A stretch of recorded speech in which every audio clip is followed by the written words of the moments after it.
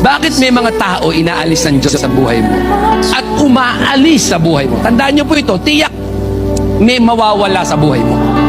Tiyak may aalis sa buhay mo. Anong dahilan? Because God doesn't build your life on the people who left. Ayaw ng Diyos na i-build mo ang buhay mo sa mga taong umalis. Pag ayaw na sa'yo, tanggapin mo na. May mga tao na, let's say, nag-apply ka ng trabaho, hindi ka nakapasok, it left. Tanggapin mo, it's not for you. God is not preparing that place for you. Eh, pastor, ginawa ko naman ang lahat. Okay, ginawa mo ang lahat, and yet sarado ang pinto. Tandaan mo ito, Diyos lang ang pwedeng magbukas. Pag ang Diyos nagbukas, kahit sinong gusto magsara, hindi makapagsasara. Pero kapag ang Diyos na nagsara, kahit sino hindi pa na makapagbubukas.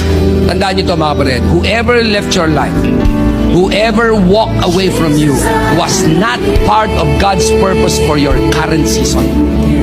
Kapag may umalis sa'yo, may mga bagay na nawala sa'yo, business na wala sa'yo, trabahong nawala sa'yo, perang nawala sa'yo, ibig sabihin hindi siya part ng God's purpose for you in that current season. That's why God allowed it to go away. Pwede naman niyang pigilin eh. Pero ba't di niya pinigil? Kasi sabi ni Lord, anak, hindi mo yan kailangan for this season. Kasi meron tayong concept that the people who starts with us will stay with us. Not all that who started with us will stay with us.